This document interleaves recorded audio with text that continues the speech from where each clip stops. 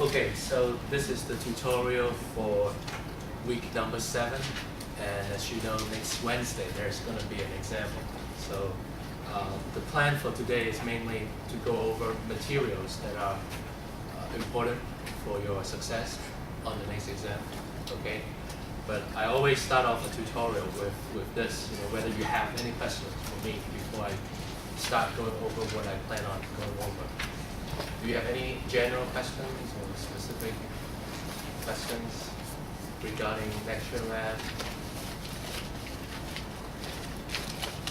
online homework? No? Yes? Go Can ahead. you explain the photoelectric effect? Yes, we can do that. Okay, I'm just going to make a list of things. Okay, so photoelectric effect. Okay, yeah, I kind of skip over this. Thank you. I kind of skip over this during lecture last Wednesday because, the idea behind quantum mechanics is that you're almost looking at, isolated pieces of development. Okay, so someone like, I don't know, Bohr or Einstein or one of these people who developed quantum theory. Or HR.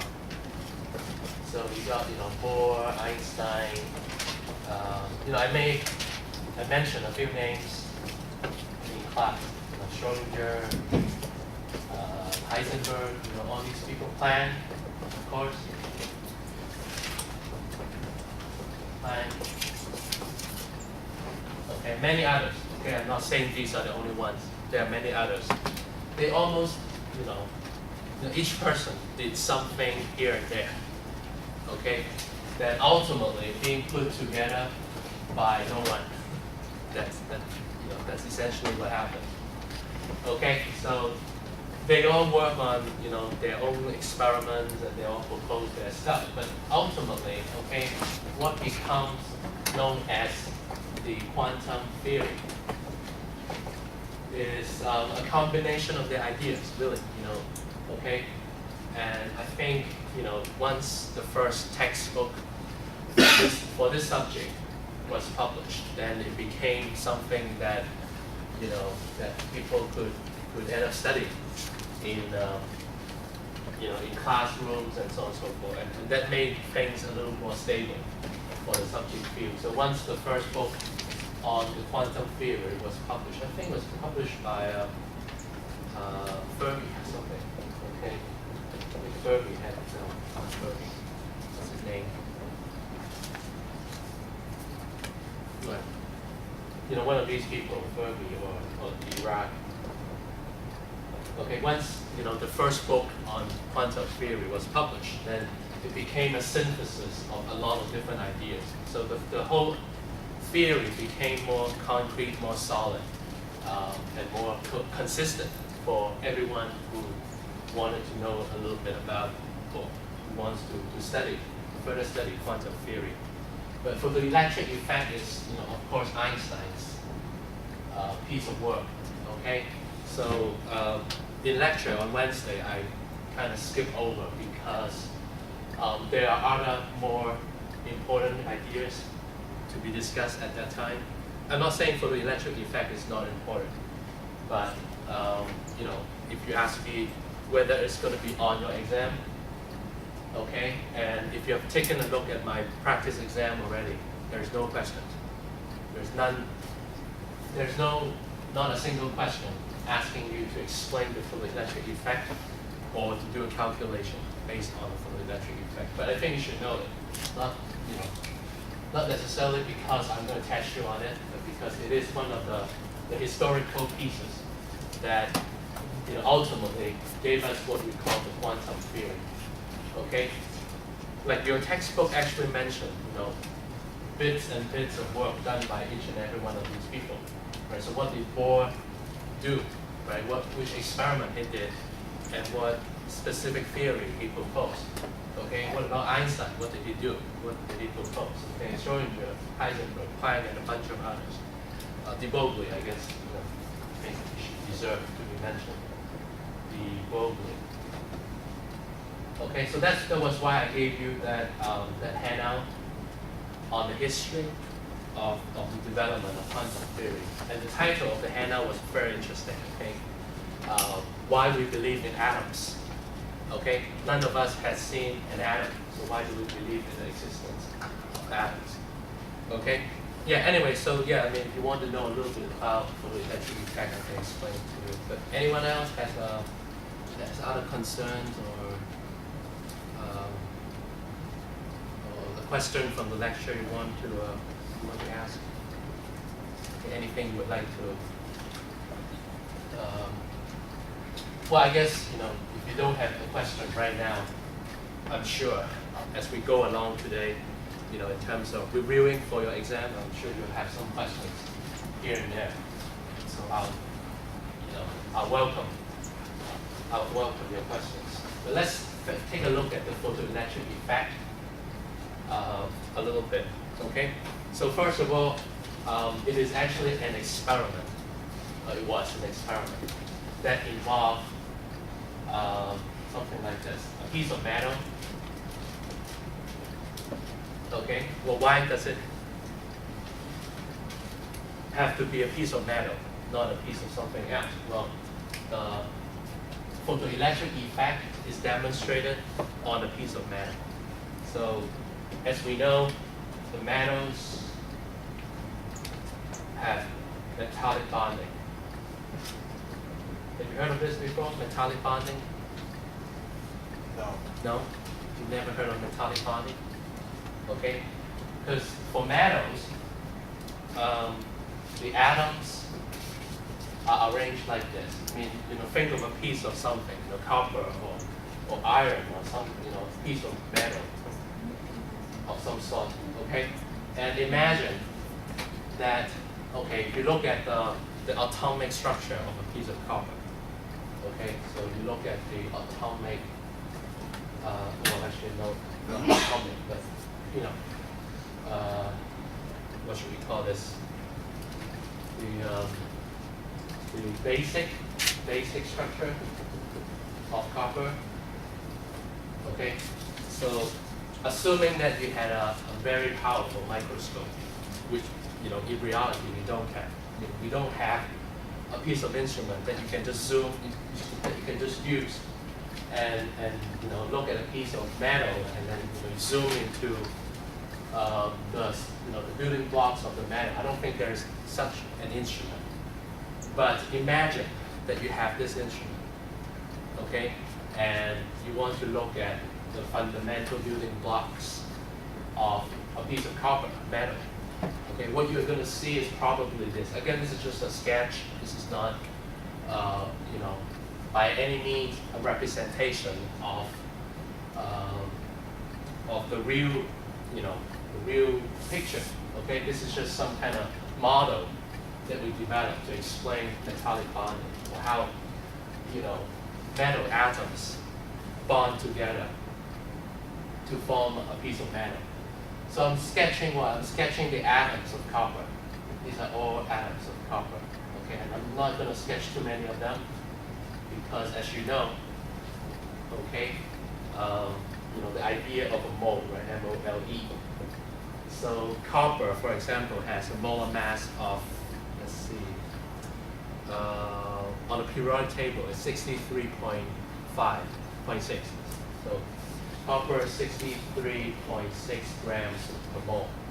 Okay, so let's say you have a piece of copper, which is 26 grams.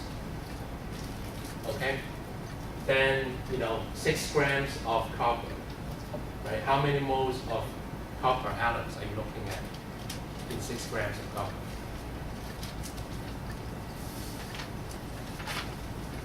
This is the molar mass of copper, 63.6 grams per mole.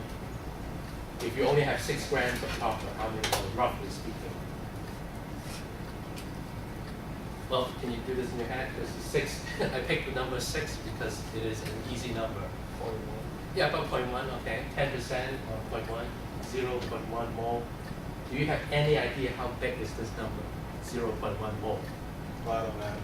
A lot of atoms, yeah. I'm not going to sketch all of them. Okay, I'm just going to sketch a few of the the 0.1 mole of copper. And if you wonder how I calculated this, I look at the 6 grams and I look at the 60 grams. Okay, because 60 grams of copper is 1 mole of copper.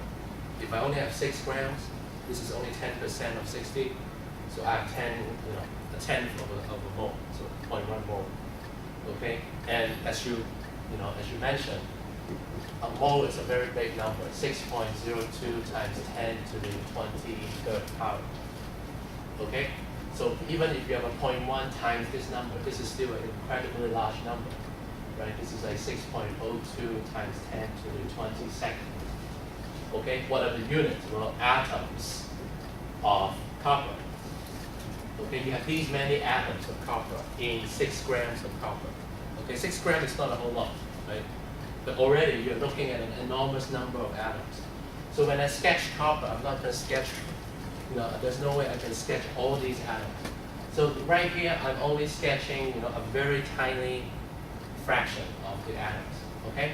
But what I want to show you is this, okay?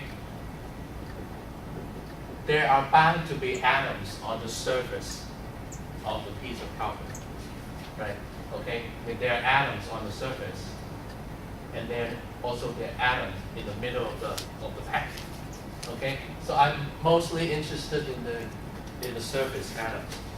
Okay, and I put the positive charge on these atoms because this is what happens to copper. Okay, so I look up the electron configuration and look like it is. Let's see. So copper has how many electrons? Copper has 29. Okay, so why don't we just practice? I know we're getting a little farther and farther away from the photoelectric effect, but since we're reviewing for an exam, I thought we might as well just do all these things because you would need to know. Okay, like even this calculation here, it has some relevance to the upcoming exam. Okay, just calculation involving molar masses. Okay. So let's say you're looking at copper. Copper has 29 electrons. What is the electron configuration of copper? Okay? Do you need a minute to work it out? Okay, the electron configuration of copper. Because I want to show you why. These are positive charge atoms. What's the atomic number of copper? 29. Yeah. So that's why 29 electrons. And I said in class that you can assume atomic number, which gives you the number of protons, is also the same as the number of electrons, because we're not going to confuse ourselves with the ions. Okay, because ions would have different number of protons and electrons. So for now, we're not going to look at the ions. All we're going to do, as far as electron configurations, we're only going to focus on the atoms.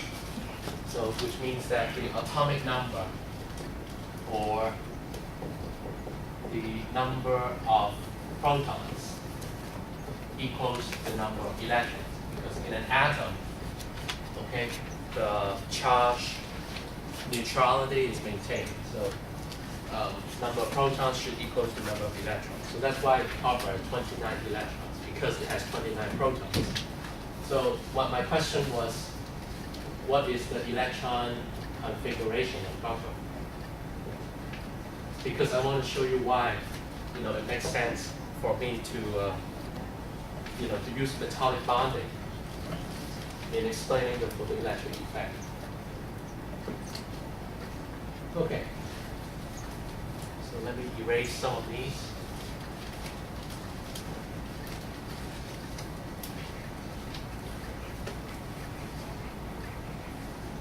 Okay, just focus on one thing. What is the electron configuration of copper? Okay, so you have an answer? Yeah, 1s2. Okay, let's begin with 1s2. Okay, and then 2s2. 2s2. 2p6. 2p6. Okay, that's good. 3s2. 3s2. 3p6. 3p6. 4s2. Okay, 4s2. 3d9. 3d9. Okay. So, I just happened to pick copper.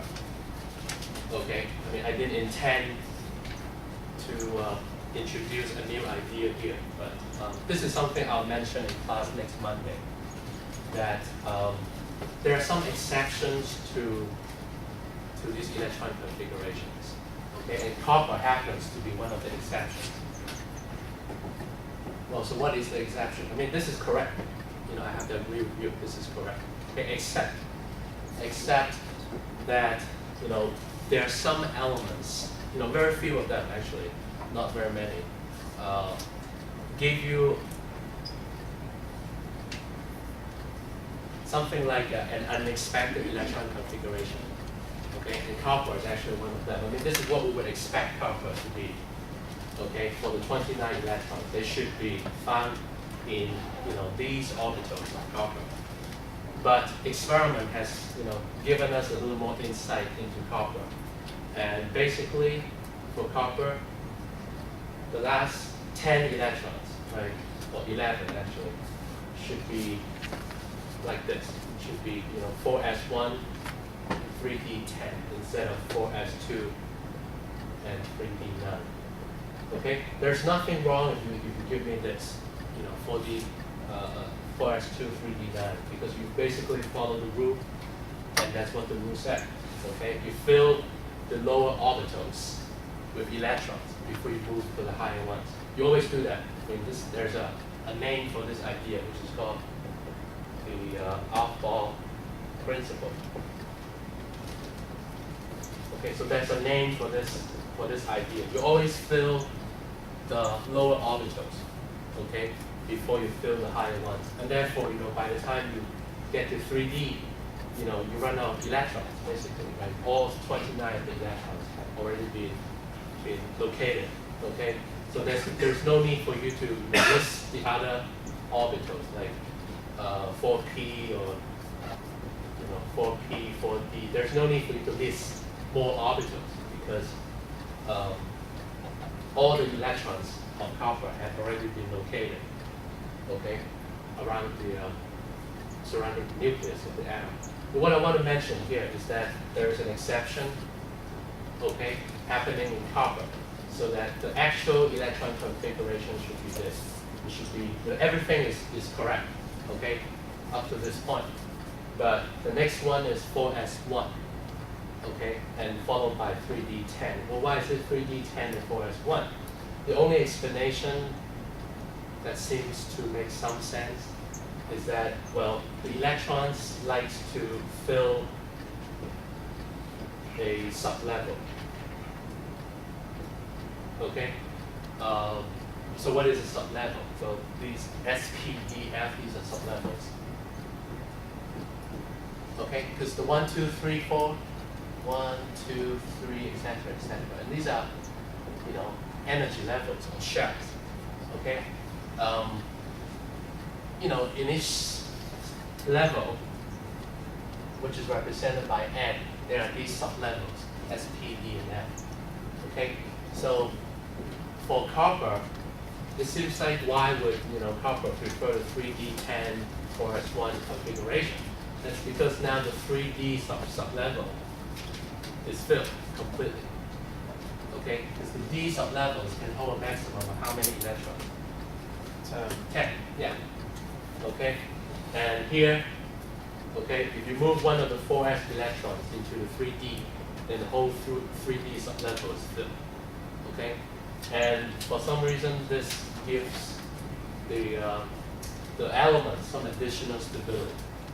Okay, and elements, they always like to be stable, and therefore, you know, that explains why copper is an exception. Okay. Okay, so I'll say something about this in class on Monday, but so that you know, okay, there are some exceptions. So copper is one. The next one is, you know, the elements below copper. You know, silver, gold, and this element Rg.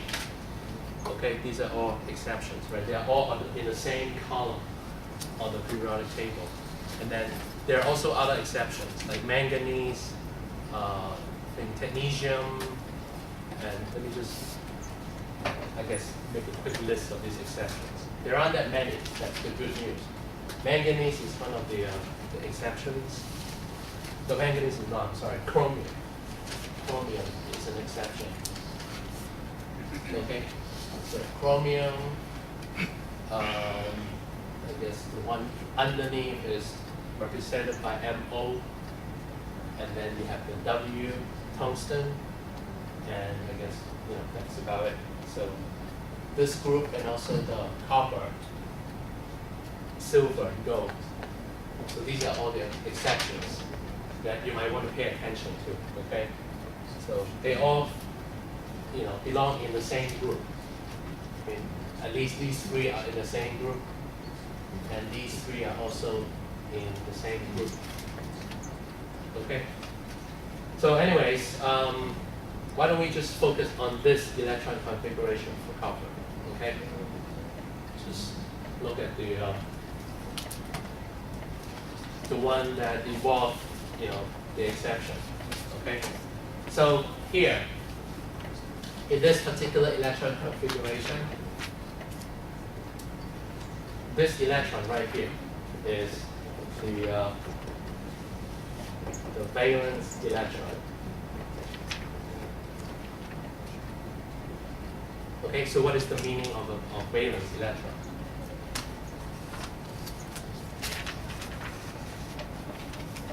The one that occupies the outermost shell. Yeah, that's right. Okay, so there are some electrons that are in the inner shells, that are found in the inner shells, okay? And I think I mentioned in class already that you can think of, here's the nucleus of the atom, right? And then you have, these are not orbits. I don't mean these to be orbits. These are just shells, okay? So, imagine you have an egg. Okay, this is the best I can come up with for now. You have an egg, okay? So, the egg has a shell, right? Imagine you have an egg. The egg has a shell. Imagine that outside of that shell, there's another shell, okay? And then another shell, okay? I mean, there's, I guess, no egg that's like that, okay? But the other analogy that people seem to understand pretty well is the onion.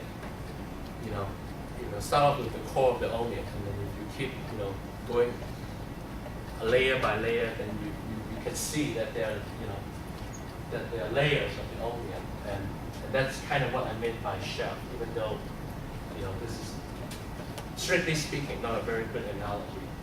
But, so what happens is that, okay, there are a lot of electrons that are going to be buried in the inner shells.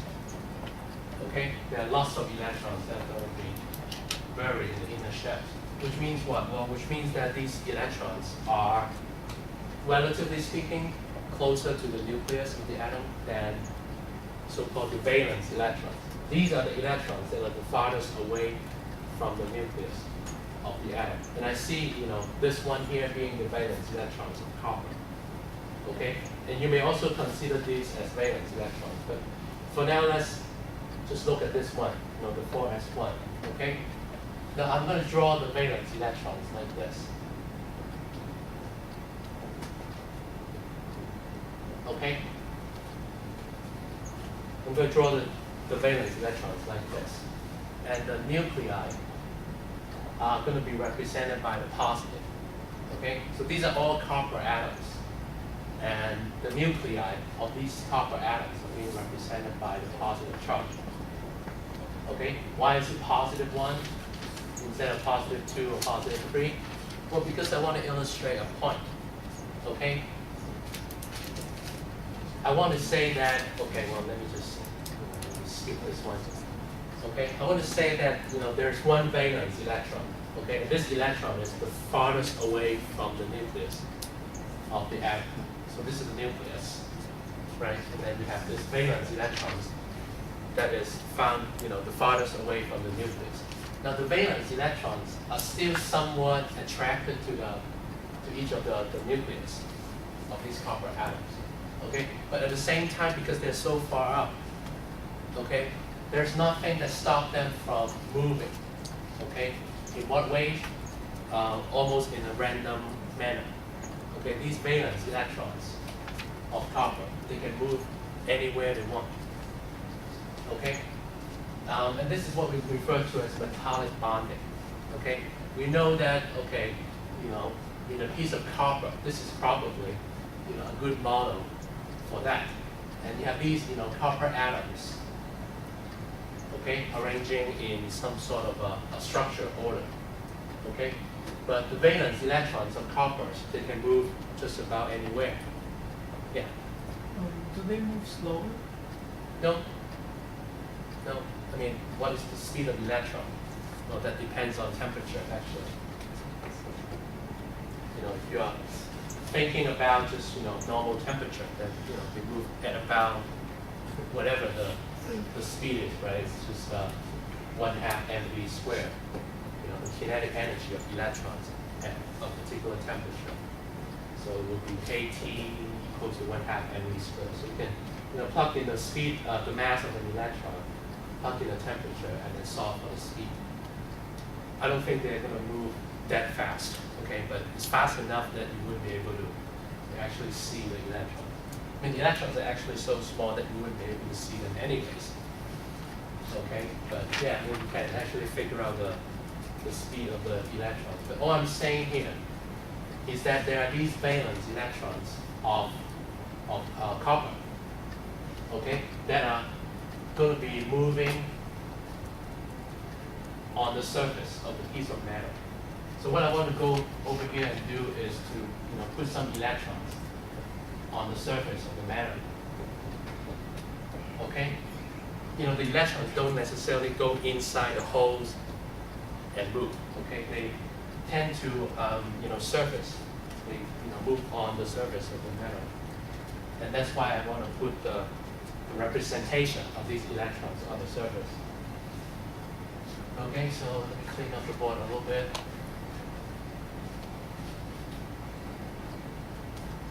Okay, maybe I can get rid of this. So this is called metallic bonding. This explains why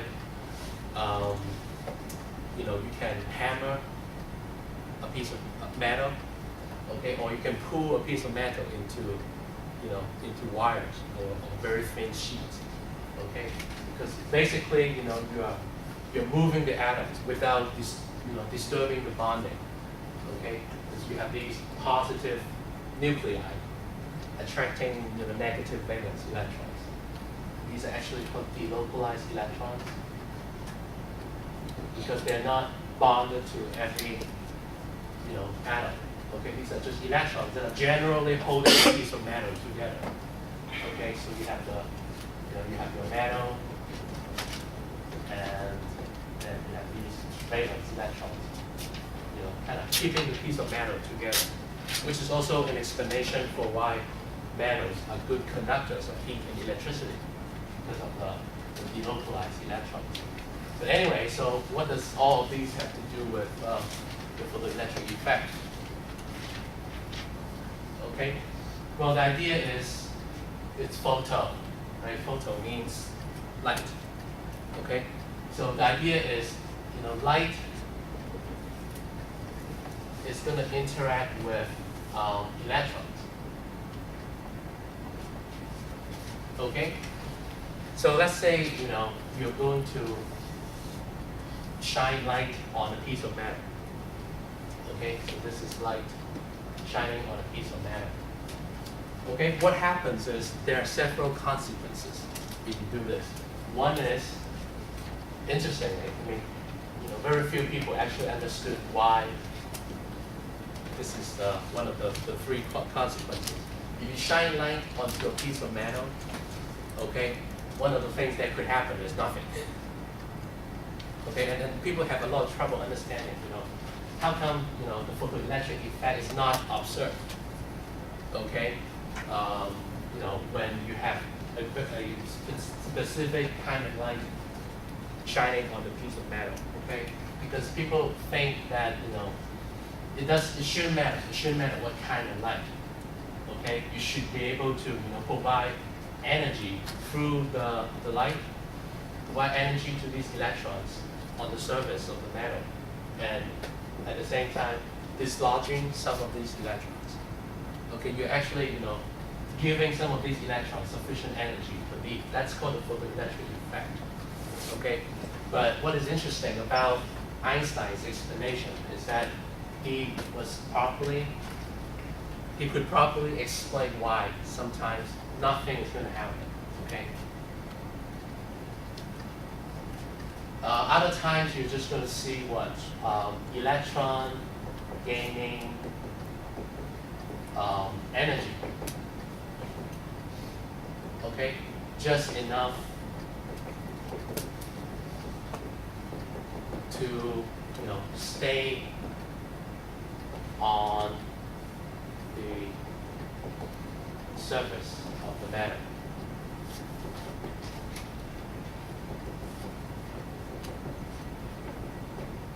Okay?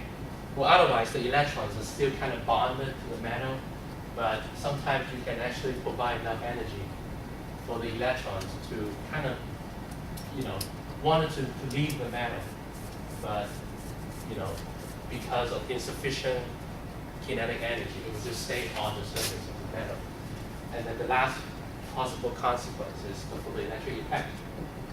Okay, you shine light onto a piece of metal, and basically you see electrons, being dislodged from the surface of the metal. Okay, and this is called the photoelectric effect. So I guess the most important explanation should focus on this. How comes sometimes nothing happens? Okay? So Einstein's explanation was basically the following. Okay? So he said that, first of all, you must understand what is the meaning of a photon. Okay? Because otherwise, if you think of light as only wave, there's no way you can explain this.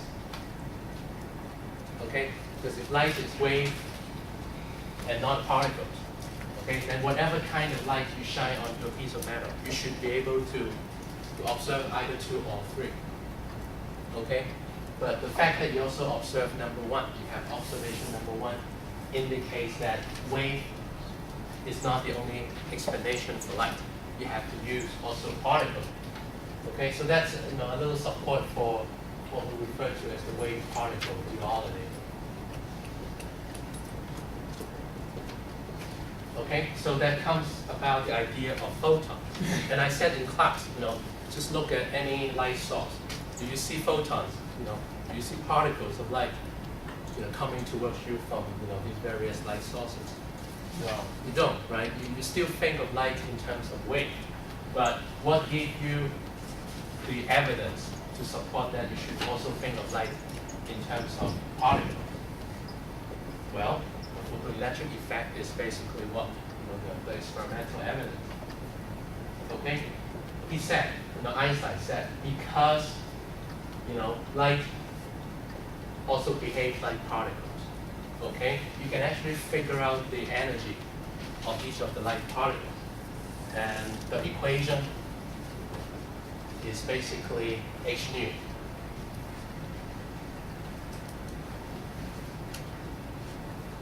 Okay, so we don't need any of this anymore.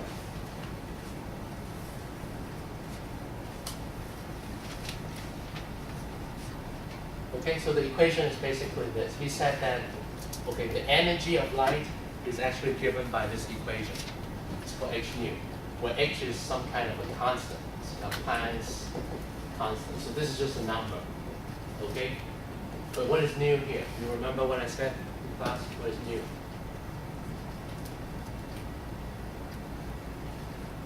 New is the wavelength or frequency.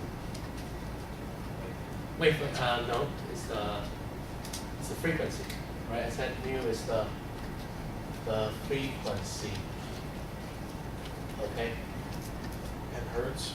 Of light, yeah, in units of hertz, that's right, per second of hertz, hz, which means second to the -1, okay? So Einstein basically said that, well, you got to think of both light in terms of both wave and particle. Okay?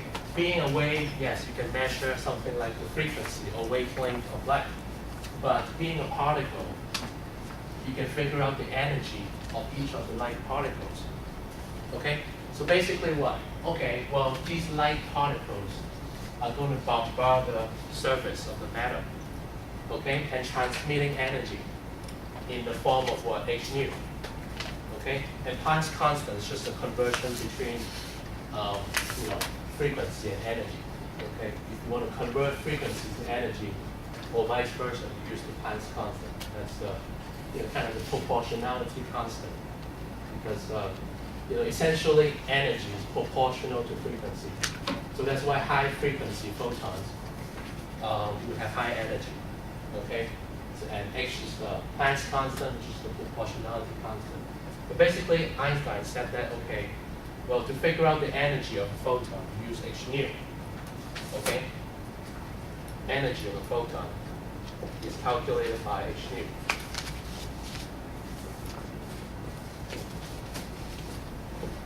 Okay? And he said that equals to something called the work function of the matter. Okay?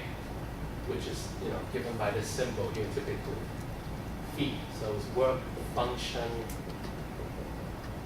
of the matter, whatever matter it is. I use copper as my example, but it can be any matter. Okay, work function of the matter. Okay, and then I'll explain to you what that means. Okay, what's the work function plus what? Plus the escaping speed of the electron, given by whatever the amount of kinetic energy is transferred to the escaping electron. Okay, so the work function of the matter is basically some kind of minimum energy. Okay, before an electron can be dislodged from the surface. Okay, that's what the work function is.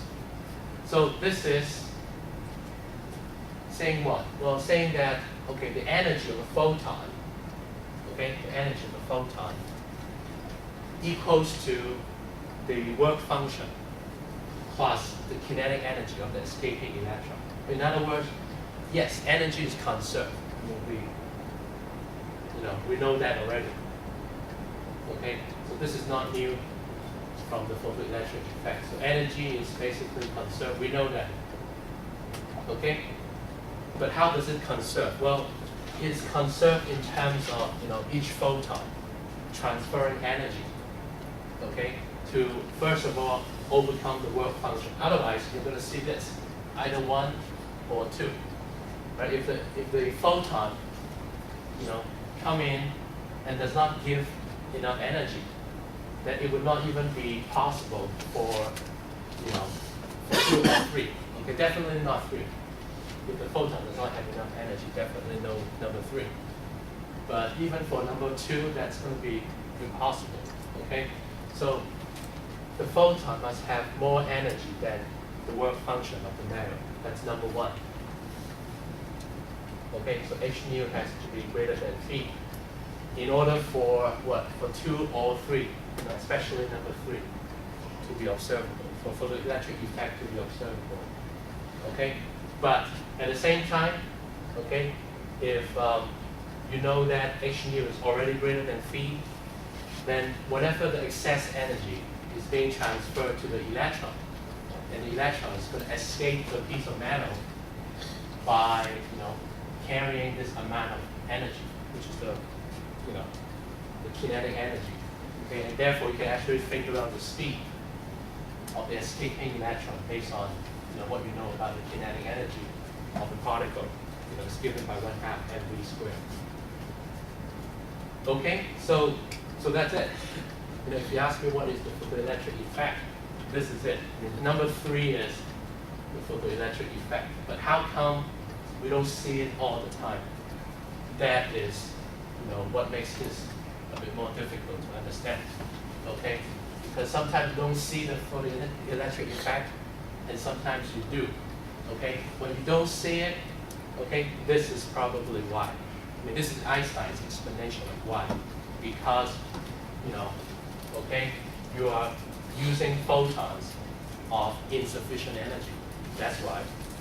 Okay, and there's no way you can come up with an explanation thinking that light is only a wave and not a particle. Okay?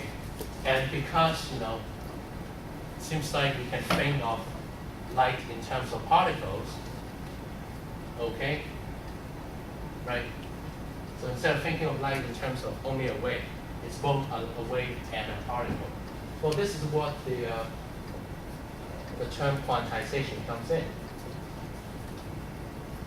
Okay? So these are packets of energy, like quantities of energy instead of continuous energy, which is very different from what classical physics said about the way the energy is transmitted, because classical theory only consider continuous energy, while quantum mechanics allows for what particles of energy to be delivered. So a major difference between classical and quantum theory. So this is basically Einstein's contribution. This is he figured out this equation. And in fact, if you think that this is difficult to understand, it is supposed to be difficult, because he won a Nobel Prize just by proposing this equation. Okay, so it's not a simple idea. It's not something that you can just get little kids to understand. This is pretty deep.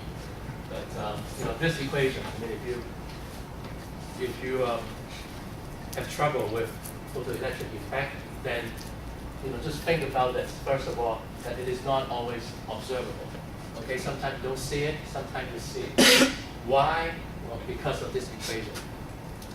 Okay, this equation gives you why. And this equation basically said that you have to think of light in terms of both wave and particle. It cannot be just wave.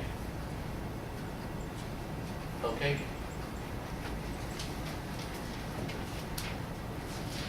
Well, the reason I want to take up so much time to just explain this one photoelectric effect idea is because I think it also gives us a proper, a proper background, okay, a proper context to talk about your practice exam, okay? Because a lot of these ideas are basically, whether you can explain what is quantization. Okay, this idea of quantization it penetrates almost every question on the exam, except the ones that ask you to do stoichiometry. I think problem number 4 is the one that's an exception. Okay, so quantization, it's basically problems. If I look at the practice exams, problem 1, 2, and kind of 3 as well. There's most directly related to 1 and 2. So you have 2 problems on this one idea of quantization. Okay, and how you apply the quantization idea to explain the the structure of electrons. Okay, around the nucleus of an atom. Okay, I call these electronic structures. And you may call it electron configuration or electron arrangement, whatever you feel comfortable. But I call these electronic structure. Because it's pretty clear what's inside the nucleus of an atom. Okay, just a bunch of protons and neutrons jammed together. That's it. Okay, it does not really make too much sense for us to look inside the nucleus and try to figure out, okay, exactly how the protons and neutrons are packed together. You can try doing that, but I think it's a lot more important, however, to understand electronic structures. Okay, because very quickly, we can use electronic structures to explain why copper is a metal. Okay, and that's what chemistry is all about, right? Trying to come up with some kind of, description of the atoms, okay, and how they bond with each other, and use that as our explanation for some properties of the material that we observe. Okay, so I would say, looking inside the nucleus of an atom, okay, as long as you know there are protons and neutrons, that's good enough. Okay, but as far as the arrangement of the electrons outside the nucleus, you better know that inside and out. if you want to understand any chemistry. Okay, so electronic structures, right? Why is it related to quantization? Well, because that's what you're doing. You're using these symbols, right? And you think, well, why do these symbols have anything to do with quantization? Well, you're putting electrons in these so-called atomic orbitals, right? And I try to explain in class what is an orbital. Okay? Well, basically, you're putting electrons in these atomic orbitals, and these atomic orbitals are quantized, right? These are not, continuous orbitals. So it's like, okay, the electrons can be found anywhere outside the nucleus. No, the electrons are found in very specific, individual atomic orbitals. Okay, so this, in saying 1s2, 2s2, 2p6, and so on, you are applying the quantization concept, literally. Okay, you are using this concept of quantization in explaining the electron structures of different elements. Okay, and I think that's pretty significant for this exam. Okay, it has two problems. And I think that will be the case when you look at the actual exam this Wednesday, is that you're going to realize next Wednesday that about half of the exam is going to be, well, at least half, probably more. Okay, but at least half of the exam will, will focus on this, quantization, and how that applies to understanding electronic structures. Okay, and I just erased stoichiometry. That would be another, slightly smaller portion of the exam, but still not something that you want to ignore. Okay, and the last portion of the exam is basically this handout, which I guess we'll have to wait until Monday to talk about. Okay, this one called activity series.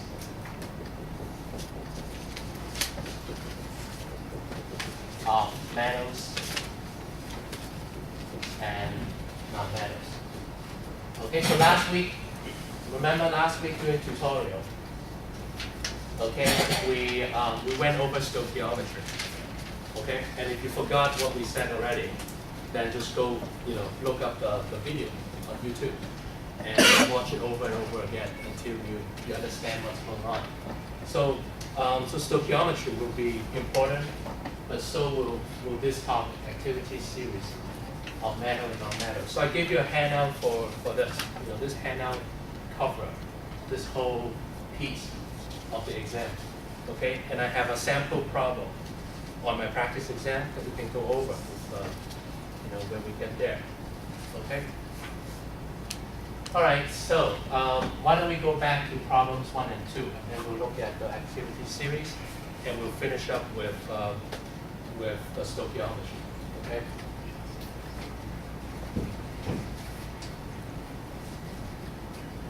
Okay. So let me just get some space.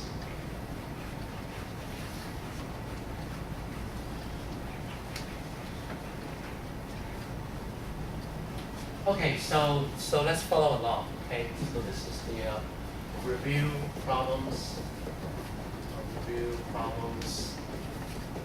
for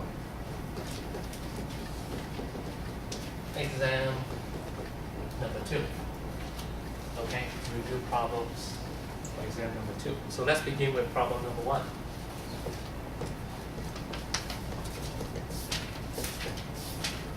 Okay. So problem number 1 has multiple parts. Now each one is independent of each other. Okay. So if you cannot answer part A, then just skip it. Go to part B, and later on you can go back to part A and give an answer. If you don't feel comfortable, giving an answer right at the beginning.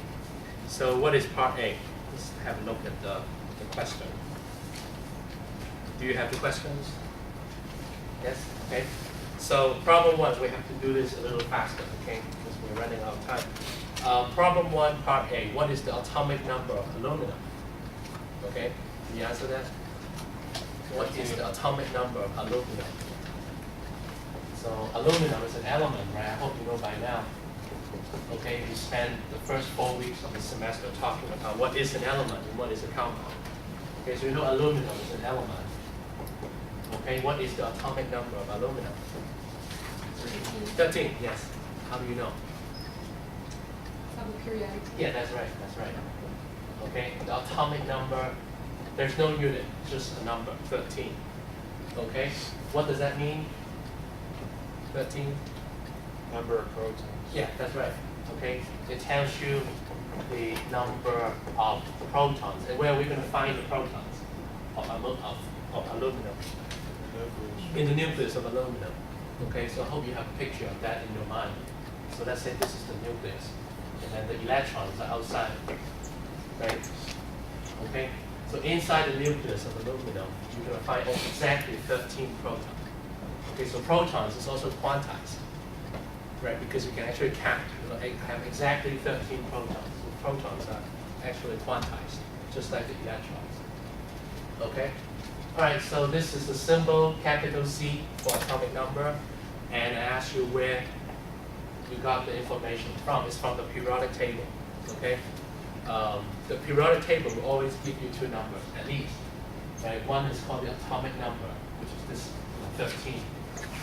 Okay, you always get the atomic number, and you will always get the atomic mass. Now don't get them confused, okay? One has no unit. The other one actually has a unit, which is either AMU, atomic mass unit, or grams per mole. It's the same, two different scales, but it means the same thing. Atomic mass can be expressed in either units. So it's either how many AMUs per atom of the element, or per 1 mole of the element, how many grams.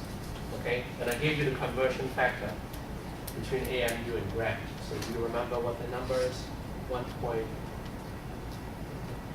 What is the conversion between AMU and grams? Did I give that to you? I think so. Yeah, I mentioned it in the lecture. Roughly what, 10 to the minus 27 kilogram, right? 10 to the minus 24. 24. Yeah, grams. In units of grams, it's 24. In units of kilograms, it's 10 to 27, minus 27. So it's a very small mass. Well, but that makes sense, right? Because that's the mass of one atom. But if you want to use grams as the unit of mass, then you have to use per mole, okay? So you always have atomic number and atomic mass, and the question simply asks you for the atomic number. So the follow-up question is how many protons, neutrons, and electrons there are in this isotope of aluminum, okay? Given the mass number of 27. So the mass number is 27. Okay, A is the symbol for mass number. How many protons, neutrons, and electrons are there?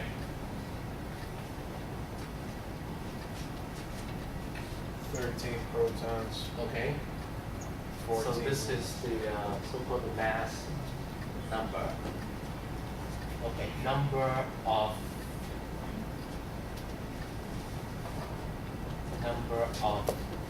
protons.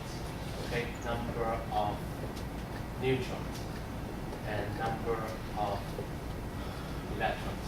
Okay, you said what? 13 protons. Okay, why? Because it's the atomic number. Okay, what about the number of neutrons? 14. Well, how come you get 14? You subtract the mass from the number of protons. Yeah, because the mass number gives you the number of protons and neutrons. Okay, this is sometimes called the nucleon number. Nucleon. Okay, it tells you the total number of protons and neutrons inside the nucleus. So, which is 27. It's given to you. So if you take 27 minus 13, you get 14, and 14 is the number of neutrons, right? Because these two must add to give you the nucleon number or the mass number. What about the number of electrons? Just 13. assume 13. Okay, don't mess around with this number. Okay, some student just put 10 or 15, and unless you attach an explanation, I don't really know why the number of protons and electrons should be different.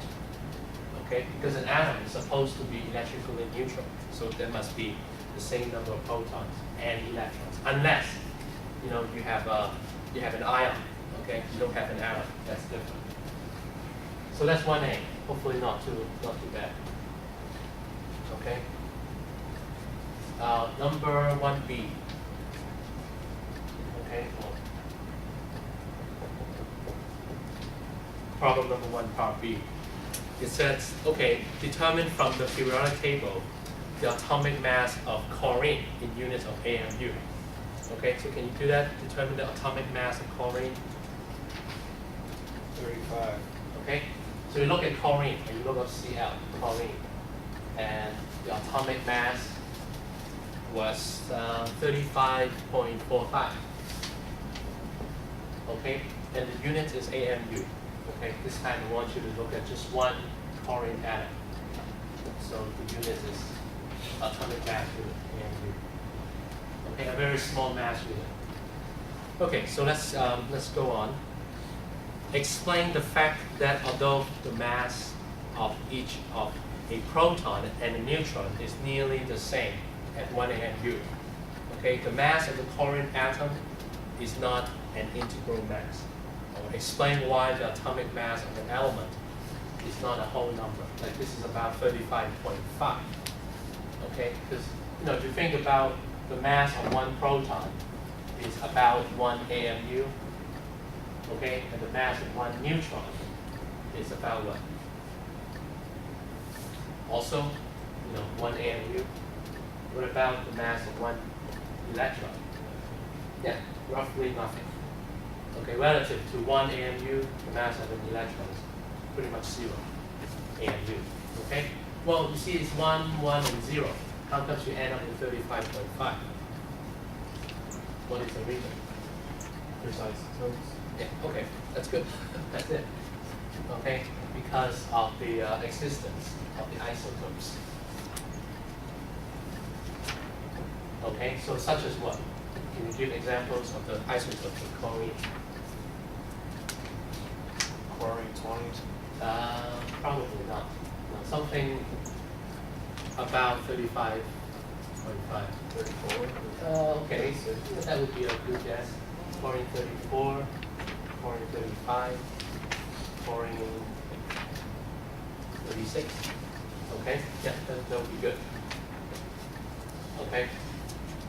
So the reason why it is not exactly 35, but it's 35.5, is because you have different isotopes of chlorine. They have different number of neutrons.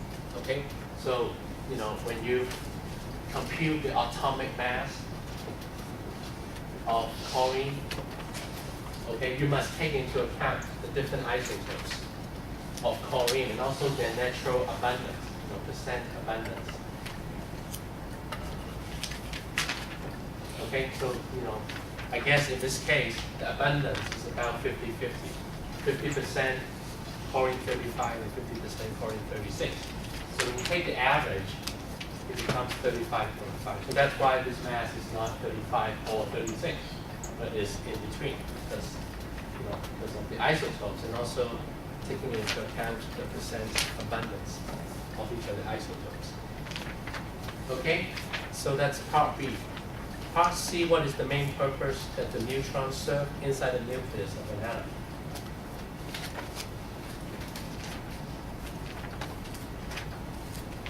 Why are there neutrons inside the nucleus?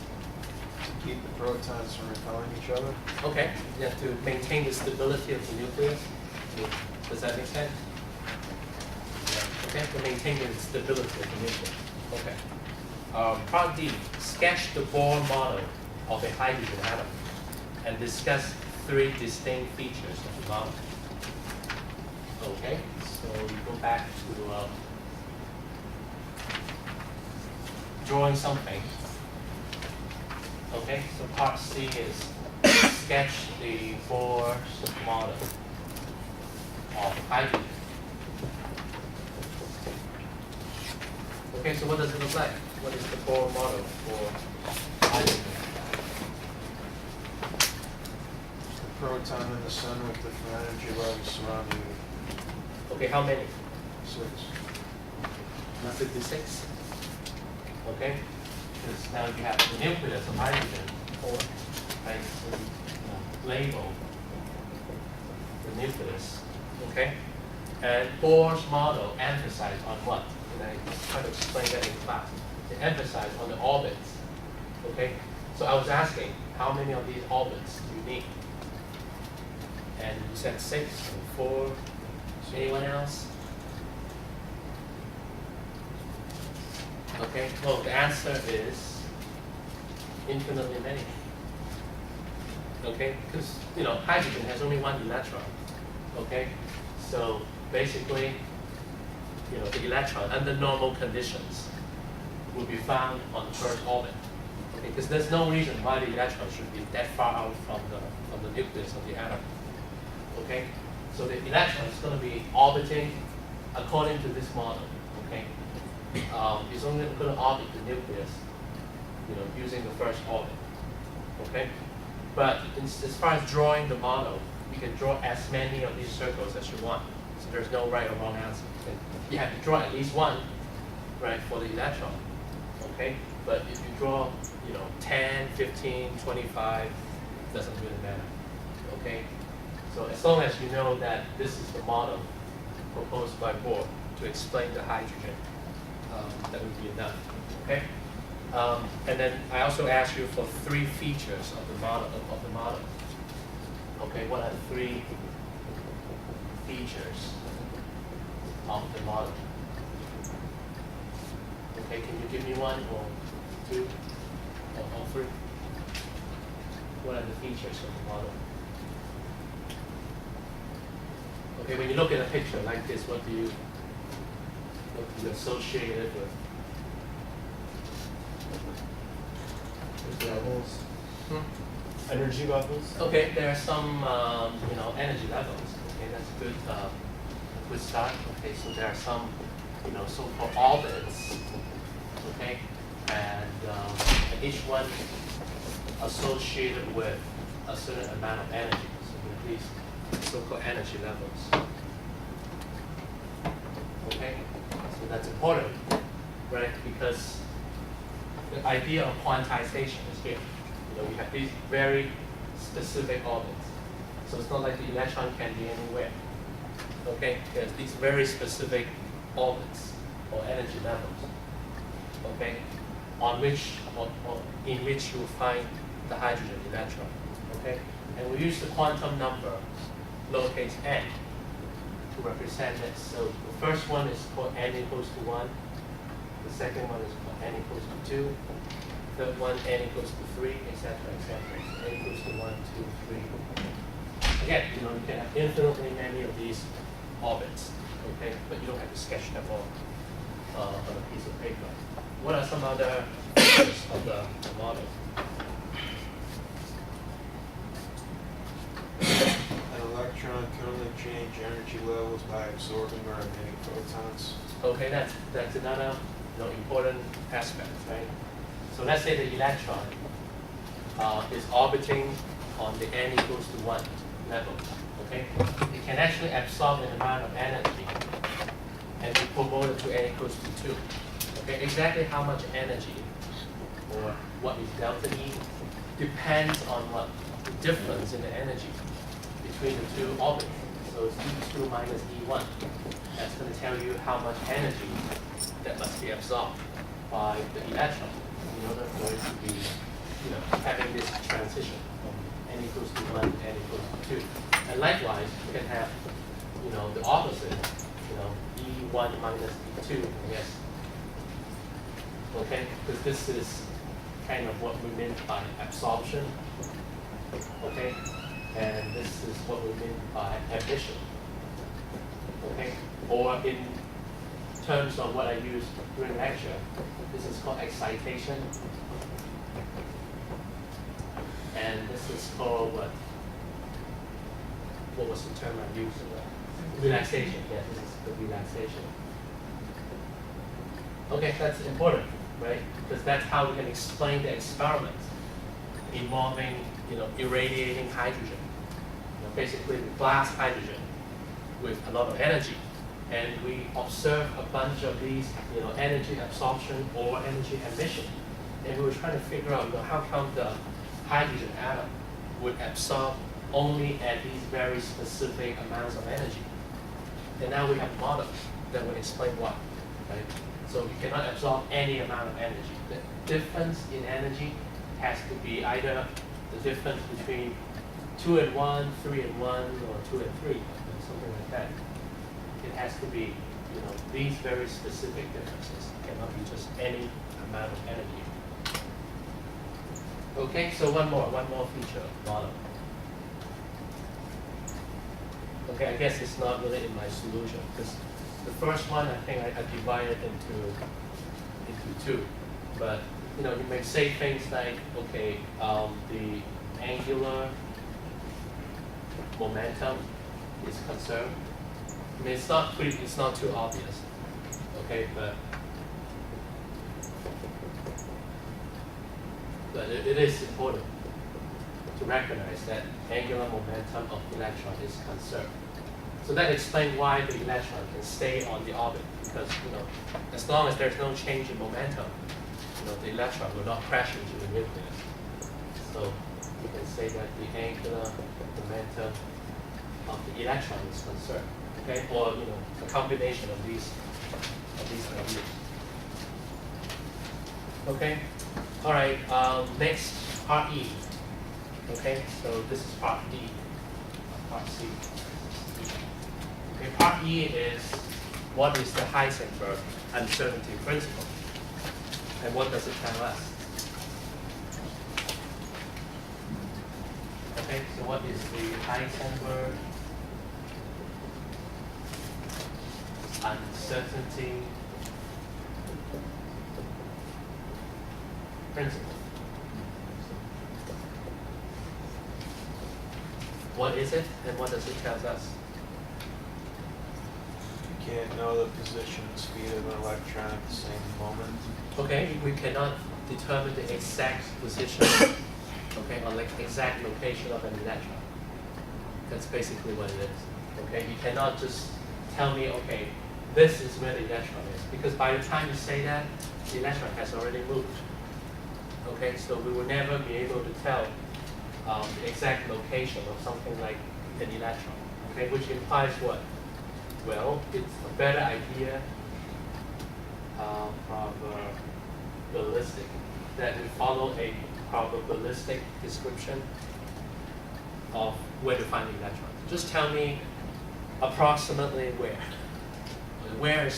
Where do I look in order to have the best shot at finding some electrons? That's all I can say. Because I don't know exactly where to find the electrons.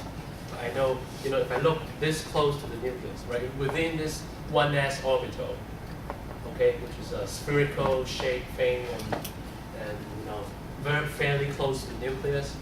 If you look within the 1s orbital, you will have the best shot in finding the 1s electrons. Okay, so that's all we can say, and that's an idea coming from the Heisenberg uncertainty principle.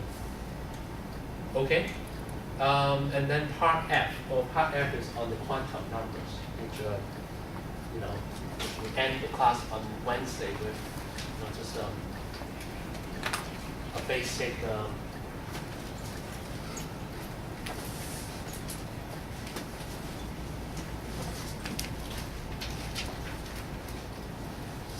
basic introduction of the quantum numbers. So part F of the practice exam, I said that the hydrogen, okay, has a bunch of these atomic orbitals. Okay, so first thing is hydrogen has a bunch of these so-called atomic orbitals. Okay, and your job is to basically list all of these atomic orbitals using the set of 3 quantum numbers. Okay, N, L, and M. Okay, so whatever you do, you got to give me 3 numbers. Okay, for an orbital. Okay, there's actually a 4th one, and I mentioned that in class, there's actually a fourth one, which is called a spin quantum number. So this is called principal, this is called angular momentum, this is called magnetic, and the last one is called spin quantum number. Okay? How come I don't need the fourth quantum number for hydrogen?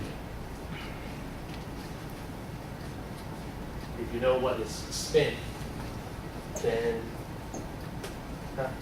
how comes we don't need the fourth quantum number for hydrogen?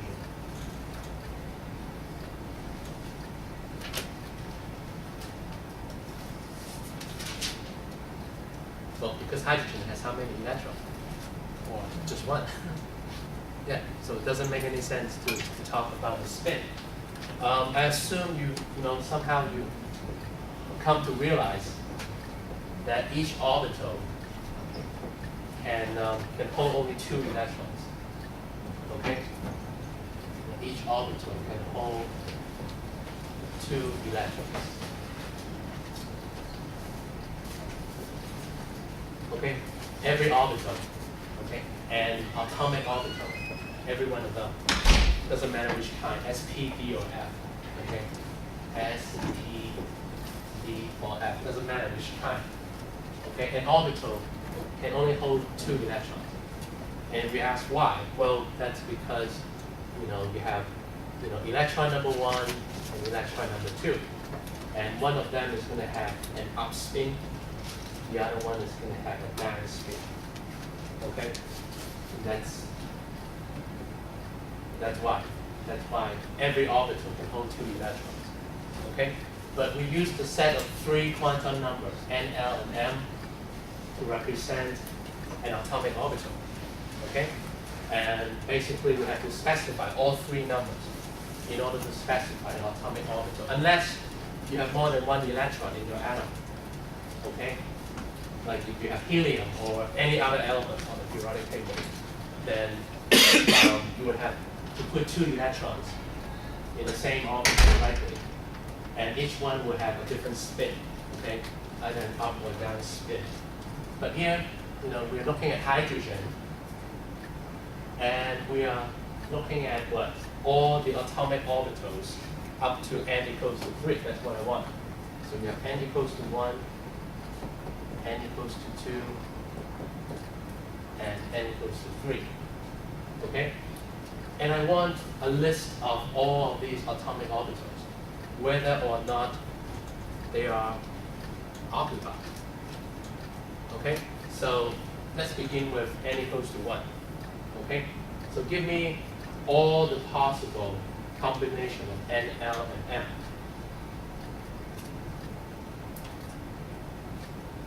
Okay? Because it kind of tells you what is going on in the first shell. Okay? Because the Bohr model just gives you a circle. It doesn't tell you very much. But the quantum numbers will tell you a lot more about what's going on inside each of the shells. Okay? So we're going to begin with n equals to 1. Okay? The first quantum number is just basically the energy level. So I'm just going to put 1. Okay? Now the second number is L. Okay? Well, L stands for what? Well, L stands for the sublevel. Okay? And there's a rule. There's a rule that we impose on the L quantum number, which is the restriction that L can be equals to 0, 1, etc., until n minus 1. Okay, and this is the restriction that is placed on the second quantum number L. Okay, where does it come from? Well, it comes from the quantum theory. Okay, at the very beginning of today, I mentioned the quantum theory. It's part of it. Okay, so if that's the case, then what should go here? Okay, I determined the n quantum number already. Okay, the restriction on L is such that L has to be from 0 all the way to n minus 1. Okay, if n is equals to 1, 1 minus 1 equals to 0, which means that I'm restricted to only one possible L quantum number, which is 0. I cannot have L equals to 1. Okay, that's a violation of this rule over here. Okay? And you can kind of get ready a bunch of other combinations, okay? Then you go on to the next quantum number, which is m, okay? And there are also restrictions on the m quantum number, on the magnetic quantum number. And it has to be, from minus L to positive L. Okay? So, if L equals to 1, then you will have minus 1, 0, and 1. If L equals to 0, then the only possible n value is 0. Okay? In fact, you put down 1, 0, 0, and there's no other, set of quantum numbers that you can put down because of the restrictions on L and M. Okay? This is the only possible set of quantum number you can put down under n equals to 1, which is going to tell you what? This is your 1s orbital. Okay, which is why when you write the electron configuration, you have 1s2 and then you move on. You don't have anything else in the first shell. Okay, the first shell has only one orbital, and that's the 1s orbital. So you can either write 1s, or if I ask you for the quantum numbers, you have to write 1, 0, 0. Okay, it explains why there's only the 1s orbital in the first shell. And I said, electron has spin, so if you can, put one electron with an up spin and one with a down spin, fit them both in the 1s orbital. Okay, you can have a maximum of 2 electrons in the 1s orbital, so 1s2. Okay, for elements that are either the helium, atom or bigger, they have 2 electrons in the 1s orbital. What about n equals to 2? Let's see how quickly we learn this. Okay, so I'm going to put 2 comma. Okay, so let's take a look at the restriction. L has to be from 0 to n minus 1, and n equals to 2, so L can only be what? 0 or 1. Yes, so it has to be 2 comma 0, 2 comma 1. Okay, like we have some other m's.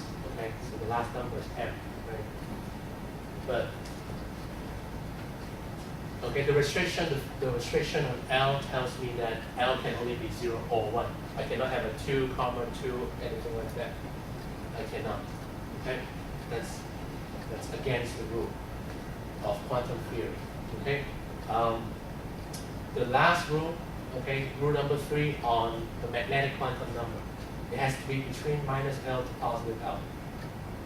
Okay, and if L equals to 0, the only possible value for m is 0.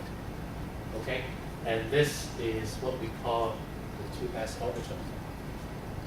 Okay, right? Because I think I also mentioned this in class. L equals to 0 means the s orbital. L equals to 1 means the p. L equals to 2 means the d orbital. It goes like this. So this is my 2s orbital. What about the next one?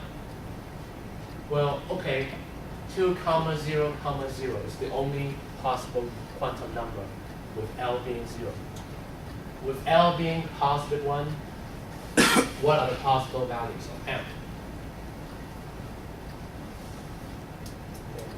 Okay, negative 1, and then plus 1 is 0, plus 1 becomes positive 1.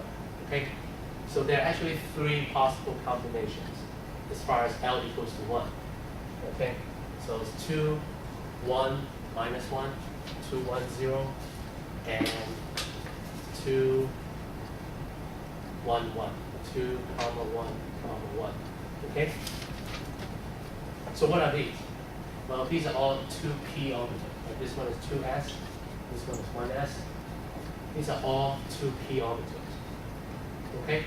And since each one can have 2 electrons, right, up and down spin, that's why the 2p is 6. That's why there's 2p6. Because you have 3 of these p orbitals. Each one can hold 2 electrons. Okay, so therefore, you can put a maximum of 6 electrons in the 2p orbitals, because there are 3 of them. Each one can hold 2 electrons. What about 3? N equals to 3. What do we know about n equals to 3? is 2, 1, 1, and this is also a 2. What about n equals to 3?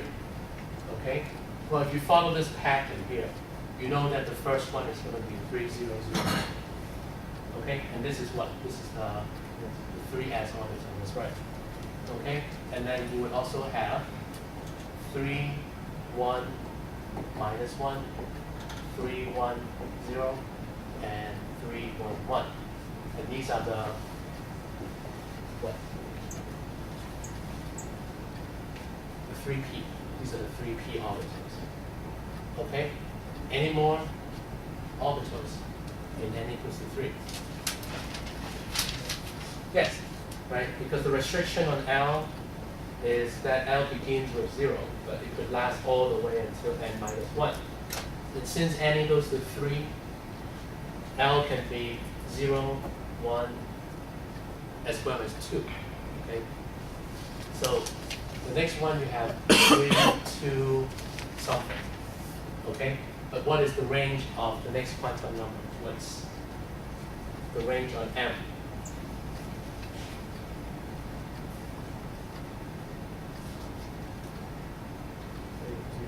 Okay, from minus 2, when L equals to 2, sorry, when L equals to 2, what are the restrictions on the values of M? So it can go from minus 2 to minus 1 to 0, positive 1, and positive 2. Okay, which means what? You can have, running off space here, so you can have 3, 2, minus 2, okay, and what else? 3, 2, minus 1, 3, 2, 0, 3, 2, plus 1, 3, 2, plus 2, okay? So what are these? Well, these are the 3D orbitals, right? It's SPD, so SP, these are the d orbitals, which is the reason why the d orbitals altogether, there are 5 of them. Each one can hold a maximum of 2 electrons. So altogether, it's 5 times 2. You can hold a maximum of 10 electrons in each of the shell that has d orbitals. Okay? And which explain to you what? Here there are 1, 2, 3, 4, 5, 6, 7, 8, 9. There are 9 atomic orbitals in n equals to 3. There are 9 atomic orbitals. Okay, each of these represent an atomic orbital. Okay, so there are altogether 9 atomic orbitals, which explain why n equals to 3 can hold a maximum of 18 electrons. Remember I introduced the formula 2n squared that tells you the maximum number of electrons that you can find in an energy level. So when you plug in n equals to 3, it's 3 squared, which is 9, times 2, which is 18. And it's exactly the same number that is given by basically the quantum numbers. Okay, as long as you understand that hydrogen, in this case, has only 1 electron. So the spin quantum number is really meaningless. Okay, later on, okay, if I ask you for the quantum numbers for something like helium or another element with more than 1 electron, then you also need the spin quantum number in order to distinguish from 1 electron to another within the same atomic orbital. Okay, so this is part F, and let's see, there's GHI, JK. So there are many more to go over in problem 1. Okay, I think part G should be pretty straightforward because okay, that remember when we look at Bohr's model, we talk about these orbits being related to the energy. So the first orbit has the lowest energy because it is the closest to the nucleus. Second orbit has a little higher, and so on and so forth. Okay, So part G simply asks you to place these atomic orbitals in order of energy. So which one has the lowest energy? You put that first, and then so on and so forth. Okay, which is pretty, for the hydrogen atom, it's pretty obvious. Okay, because this orbital has to have the lowest energy. Okay, while all these orbitals, 2s and 2p, they have the second lowest energy, and the orbitals on the third energy level, they will have the highest energy of the three, because they are, according also to this model, the farthest away from the nucleus of an atom. And I think we talked about H. No, we didn't talk about H, which is Planck's rule. We talked about I. What is the electron configuration of the element 10? Okay. J and K we're going to talk about in class on Monday, because they talk about, okay, knowing that that these are the quantum numbers, and you also have the electron configurations. Okay, what does that imply about the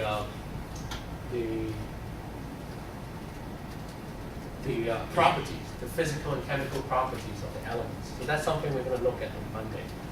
Okay, in addition to just maybe for me to talk about a little bit on Hund's rule.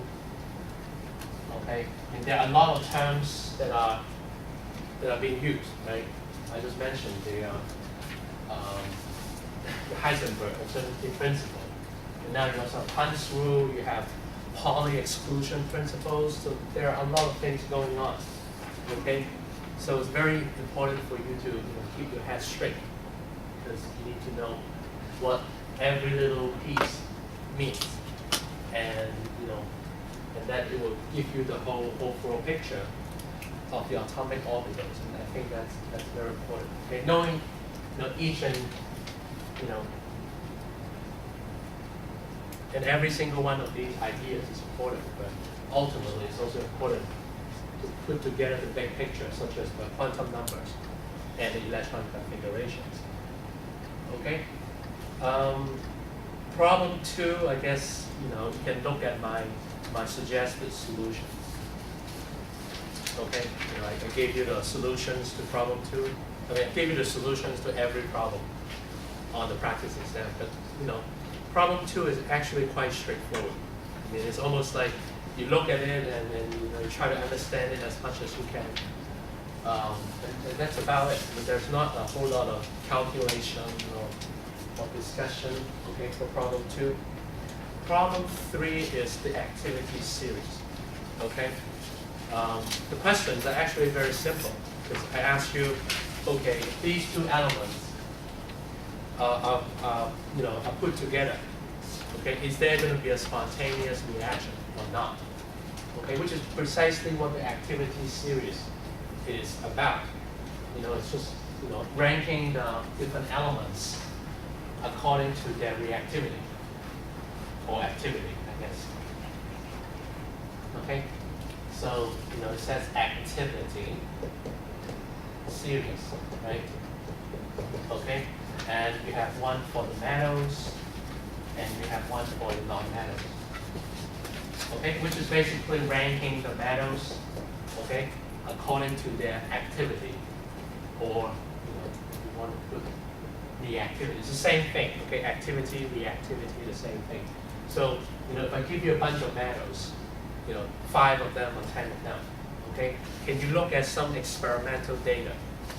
Okay, I'll provide the data to you, and based on the experiment data, can you tell me, okay, which one is most reactive?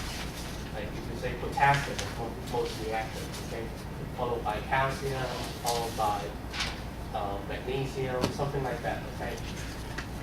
Then you can use the activity series to answer some questions, okay? I guess it's pretty obvious, right? If you if you're familiar with the periodic trends, okay, if you're familiar with the periodic trends, then okay, some metals are more reactive than the other because of so and so, some reasons related to the size of the atom, okay, and also the number of valence electrons. Okay, so some are obvious, some are not, because the transition elements are all similar in their properties. So it really takes some laboratory observations in order to, really distinguish their reactivity. Okay, so therefore, it is best to use experiment data. I mean, this used to be a Chem 115 experiment, but I guess it has already been replaced by something else. Okay, so I have to give it to you without the experiment. I give you the description of the lab, I give you the data without you collecting the data yourself in the lab. But I think this handout gives you very significant information, okay? And you should, attempt to understand, okay, how come this is the activity series of the matter, and this is the activity series of the non-matters. I think this is also pretty obvious. It should be, I, B, R, and Cl, like this. Okay, so iodine is most reactive of the non-matters, and then bromine, and then chlorine. There are reasons why, okay, which, by the time next Monday, when we look at the periodic trends, then we'll have hopefully a better insight. Okay, and so once you have the activity series, you have to answer the question. Is calcium going to react with potassium? Okay, the answer is no. So you're going to say, no reaction, or the reaction is non-spontaneous. No reaction. Why? Because calcium is lower than potassium on the activity series. Okay, so calcium is not capable of producing potassium because calcium is not as high on the activity series. Okay, so like I said, the questions are actually very straightforward for the activity series. Okay, we'll look at them in more detail on Monday. Okay, because I said I shouldn't be lecturing during a tutorial. I should only be reviewing material. The last one is on stoichiometry, problem 4. Okay, this is problem 3. Problem 4 is on stoichiometry, which we went over last week already. Okay, so make sure you can still do those, theoretical view, okay, percent view, and limiting reactant calculations. Okay, make sure you can do that. Okay, because I'm going to ask you to carry out one of these calculations or two. Okay, either one big one or two small ones. Some of these calculations I'm going to expect you to know how to do on this exam. Okay. I guess that's it. Okay, unless you want to stay and ask me more questions. I think the time is up, and the weather is terrible outside from here. So if you want to stay and have office hours until 5. So if you want to just hang out and you can stay in this room and talk about some more ideas. But if you have to go, just go. And make sure you sign on the attendance sheet. Where is it? Where's the attendance? Oh, you give it back to me already. Okay, so make sure, okay, you indicate on this sheet of paper that you have attended this tutorial. Okay, I'll give you credit for being here.